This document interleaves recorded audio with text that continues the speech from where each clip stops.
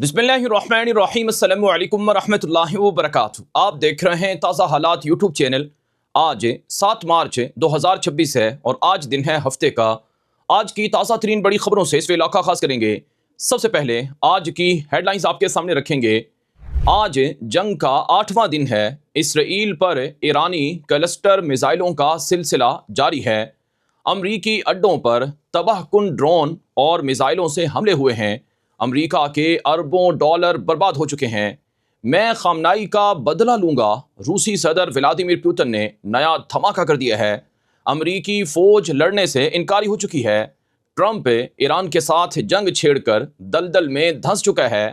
अरब मुल्कों ने भी अमेरिका और इसराइल के मंसूबों पर पानी फेर दिया है और अमेरिका की मजीद फौज तलब की गई है, मजीद असलहा मंगवाया गया है। क्या जंग मजीद बढ़ेगी या ख़त्म होगी? ईरान ने अब तक क्या काम किया है और अमेरिका और इसराइल ने अब तक ईरान में क्या अहदाफ हासिल किए हैं, इससे जुड़ी हुई मज़ीद तफसीलात और डिटेल्स आगे चलकर आपको बताएंगे। ये तो हेडलाइंस हैं। खबरों के आगाज़ से पहले गुजारिश है, अगर आपने हमारे ताज़ा हालात यूट्यूब चैनल को सब्सक्राइब नहीं कर रखा तो लाजमी कर लें ताकि आप तमाम आलमी खबरें बर वक्त देख सकें। आगाज़ करेंगे। आज ईरान, अमेरिका और इसराइल के दरमियान जंग का 8वां दिन है। 7 दिन यानी एक हफ्ता इस जंग का गुजर चुका है। इन 7 दिनों में क्या हुआ है ये मैं आपके सामने मुख्तसरन रखूंगा। अभी मेरे सामने एक ताज़ा खबर है। सेंटकॉम अमरीकी फ़ौजी इदारा है जो ईरान के अंदर जंग की तमाम तर जिम्मेदारियां देख रहा है। उसने अपने ऑफिशियल एक्स अकाउंट पर कहा कि हमने ईरान के ख़िलाफ़ 3000 से ज़ायद मिसाइलों का इस्तेमाल किया है और 3000 के करीब मुख्तलिफ अहदाफ को, मकामात को टारगेट किया है और दिन रात नॉन स्टॉप ईरान पर बमबारी सेंटकॉम अमरीकी फ़ौज की मुख्तलिफ अंदाज से जारी है। समंदर से बाहरी बेड़ों से, बाहरी जहाज़ों से और फ़िज़ाई जहाज़ों से, ड्रोन से और इसराइल के साथ मिलकर बमबारी जारी है। यह अमरीकी फ़ौजी इदारे सेंटकॉम ने ताज़ा तरीन रिपोर्ट दी है। दूसरी तरफ इसराइल भी वक्फे से ईरान पर बमबारी कर रहा है। जैसे गुज़श्ता रात ईरान के महराबाद एयरपोर्ट पर जो फ्यूल वाला हिस्सा था, डिपो था, वहाँ पर बमबारी हुई और इसके अलावा एक बोइंग जहाज़ था जो ईरान के पास था, उसे टारगेट किया गया। इसके अलावा ईरान के मुख्तलिफ फ़ौजी मकामात को, छावनियों को, अहम तंजीबात को बमबारी करके तबाह करने का इसराइली फ़ौज और हुकूमत ऐलान कर रही है। लेकिन ईरान ने पिछले 7 दिनों में क्या किया है, बिलखुसूस गुजरी रात को, इस हवाले से जो ताज़ा खबर है वो ये है कि एक और मरतबा ये 25वां राउंड था मिसाइलों का जो ईरान की तरफ से इसराइल पर दागा गया। जैसा कि ईरानी फ़ौज के तर्जुमान ने कर्नल इब्राहिम जुल्फ़िकारी ने भी कहा है कि हमने 25वें राउंड में इसराइल की तरफ मुख्तलिफ तरह के बैलिस्टिक मिसाइल भेजे, जिनमें इमाद है, जिनमें कदर है और जिनमें खुरम शहर यानी खैबर शिकन मिसाइल है। और इस मिसाइल ने इसराइल के अंदर काफ़ी तबाही मचाई है। ताज़ा तरीन जो फुटेज सामने आ रही हैं कि ईरान ऐसे मिसाइल मार रहा है जो कि क्लस्टर म्यूनिशन वाले मिसाइल हैं, यानी एक बड़ा मिसाइल होता है उसमें 40 छोटे छोटे मिसाइल होते हैं। जब भी कोई इसराइल का या अमेरिका का एयर डिफेंस सिस्टम इस बैलिस्टिक मिसाइल क्लस्टर म्यूनिशन वाले मिसाइल को पकड़ने की कोशिश करता है तो उसमें से छोटे छोटे बम निकलते हैं और वो टुकड़ों में तकसीम होकर मुख्तलिफ हिस्सों में फैल जाते हैं और पूरा पूरा मोहल्ला, पूरी पूरी सोसाइटी वो इन बमों की जद में आती है। और ये मिसाइल बड़े ख़तरनाक हैं, इनको इंटरसेप्ट करना भी आसान नहीं है। बिलखुसूस RO3 और इसी तरह से डेविड स्लिंग, आयरन डोम, ये इसराइल के मुख्तलिफ तरह के एयर डिफेंस सिस्टम हैं, उनसे इनको गिराने की कोशिश होती है लेकिन नहीं गिर पाता। और फिर थर्ड एयर डिफेंस सिस्टम जो अमेरिका का एडवांस एयर डिफेंस सिस्टम है उसको दागा जाता है। लेकिन इसमें भी मसला ये है कि अमेरिका और इसराइल के पास अब इंटरसेप्टर मिसाइलों का ज़ख़ीरा कम हो रहा है, यह ख़त्म हो रहा है। वजह क्योंकि एक ईरानी मिसाइल को गिराने के लिए तकरीबन जो मिसाइल इस्तेमाल करना पड़ते हैं वो 10 के करीब हैं। यानी अगर एक ईरानी बैलिस्टिक मिसाइल आता है उसको 10 से 12 एयर डिफेंस सिस्टम से दागे जाने वाले मिसाइलों से गिराया जाता है, जो कि बहुत कॉस्टली है, बहुत महंगा है और सबसे बढ़कर इतना बड़ा ज़ख़ीरा इसराइल या अमेरिका के पास मौजूद नहीं है। तो एक और जो खबर सामने आई तल अबीब से कि गुज़श्ता रात एक ईरानी बैलिस्टिक मिसाइल वहाँ गिरा और वो फटा नहीं, जिसकी वजह से उसे वहाँ बम डिस्पोज करने वाली जो टीम होती हैं वो वहाँ पहुँची तो उन्होंने उनको तहवील में लिया, लेकिन जैसे ही वो उसको लेकर मुंतकिल कर रहे थे उस दौरान वो बम फट गया, जिसकी वजह से बहुत सा नुकसान हुआ है। अब BBC जो कि बरतानवी नशियाती इदारा है उसने बताया कि हमें इसराइल के अंदर जो जंग है इसकी कवरेज करने नहीं दी जा रही है और हमें रोका जा रहा है कि जब मिसाइल हमला हो या जब कोई भी किसी भी तरह से बम आए तो उसकी कवरेज नहीं करनी है। और कितना नुकसान हो रहा है, कहाँ बिल्डिंग्स तबाह हुई हैं, कितनी बिल्डिंग डैमेज हुई हैं, मोहल्लों को कितना नुकसान हुआ है, ये सब चीज़ें भी कवर करने नहीं दी जा रही हैं।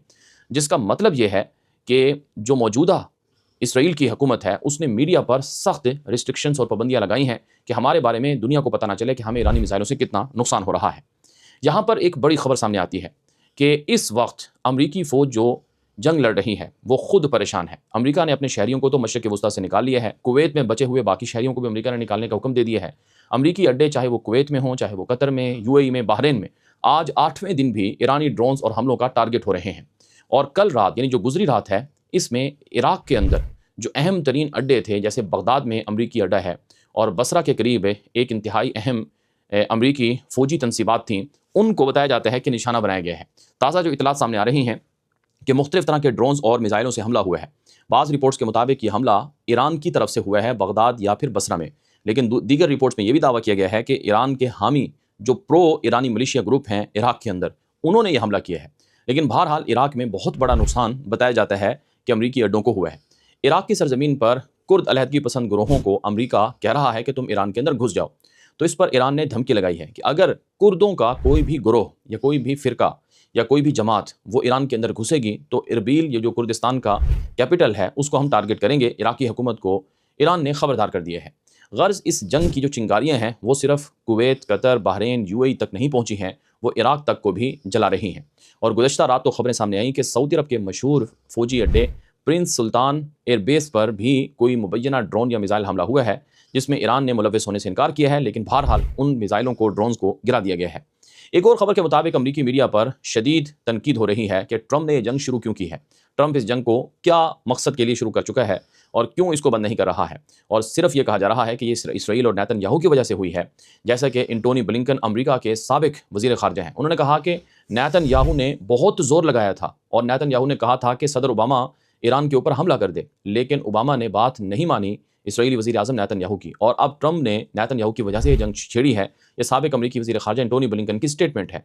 इसके अलावा अमरीकी फ़ौज को कहा जा रहा है कि वो खुदा के नाम पर लड़ें, यीशु मसीह की वापसी के लिए लड़ें। तो इस पर भी बहुत ज़्यादा गम और गुस्सा पाया जाता है अमरीका के अंदर। और एक ताज़ा रिपोर्ट के मुताबिक 40 के करीब अमरीकी डेमोक्रेट या कांग्रेस के अरकान हैं जिन्होंने कहा कि इस जंग को फ़ौजियों के जहनों में ब्रेन वॉश करके मुक़द्दस जंग का नाम क्यों दिया गया है, ट्रंप ऐसा क्यों कर रहा है। और इसी वजह से बहुत से फ़ौजी इस जंग में शामिल होना नहीं चाहते हैं और वो इनकारी हैं। एक और जो बड़ी खबर है जिसने अमरीका की नींद उड़ा रखी है वो है रूस का इस जंग में शामिल होना।